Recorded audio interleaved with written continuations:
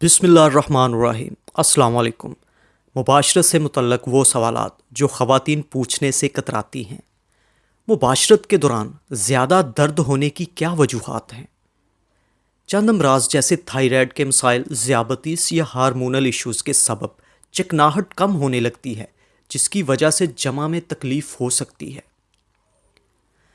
بیرونی طور پر کسی چکنی چیز کا استعمال یا ہارمونل تھراپی خشکی کو ختم کرنے میں مدد کر سکتی ہے۔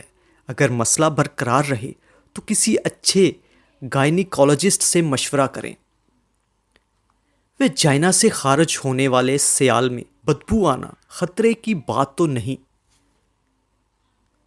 مباشرت کے بعد ویجائنا سے سیال کا اخراج تو ایک قدرتی عمل ہے، البتہ اگر اس میں سے بدبو آنے لگے یا اس جگہ پر خارش یا جلن ہونے لگے تو اس کی وجہ ویجائنل انفیکشن ہو سکتی ہے۔ انفیکشن کا سبب بیکٹیریا بھی ہو سکتا ہے اور فنگس بھی۔ اگر بروقت علاج کرایا جائے تو اس مسئلے سے بآسانی چھٹکارا حاصل کیا جا سکتا ہے۔ مباشرت میں دلچسپی ختم ہو جانے کی کیا وجہ ہے؟ اس عمل میں دلچسپی ختم ہونے کا باعث کوئی طبی مسئلہ بھی ہو سکتا ہے۔ بعض اوقات ذہنی تناؤ یا معاشرتی مسائل کے باعث یہ صورتحال پیش آ جایا کرتی ہے۔ اینٹی ڈپریسنٹ یعنی ذہنی دباؤ کم کرنے والی ادویات سے جنس میں دلچسپی کم ہو سکتی ہے۔ اپنے شریک حیات اور ڈاکٹر سے اس بارے میں کھل کر بات چیت کرنا ضروری ہے تاکہ مسئلے کی اصل وجہ کا تعین کر کے علاج کو ممکن بنایا جا سکے۔ بروقت تشخیص اور درست علاج سے کھوئی دلچسپی کو واپس لایا جا سکتا ہے۔ مردانہ کمزوری یا بعض مردوں میں خیزش کے عمل کو برقرار رکھنے کی کیا وجہ ہو سکتی ہے؟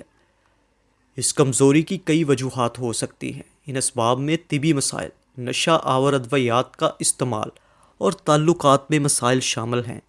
اس ضمن میں پہلا قدم وجہ کا پتہ لگانا اور دوسرا قدم مسئلے کا حل تلاش کرنا ہے۔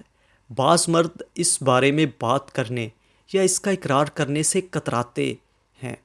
اس میں غصہ اور اضطرابی کیفیت پیدا ہوتی ہے جس مسئلے کو مزید بڑھاتی ہے۔ سرط انزال میں مشکل کا کیا سبب ہوتا ہے؟ بعض مردوں میں جمع سے قبل سیال کا اخراج ہوتا ہے، جو کہ ایک نارمل عمل ہے۔ اس کا مقصد جمع کے لیے ضروری چکناہٹ کو پیدا کرنا ہے۔ اسے ہیجان شہوت سے تشبیہ دیا جاتا ہے۔ رفع حاجت کی طرح اس پر بھی عمر اور تجربے کے ساتھ کنٹرول آ جاتا ہے۔ ایک تحقیق کے مطابق 3 میں سے 1 مرد کو سرط انزال میں دشواری کا سامنا ہوتا ہے، لیکن وہ عمر بڑھنے کے ساتھ اس پر قابو پانا سیکھ لیتے ہیں۔ جنسی تعلق کے نتیجے میں کس طرح کے انفیکشن جسم میں منتقل ہو سکتے ہیں؟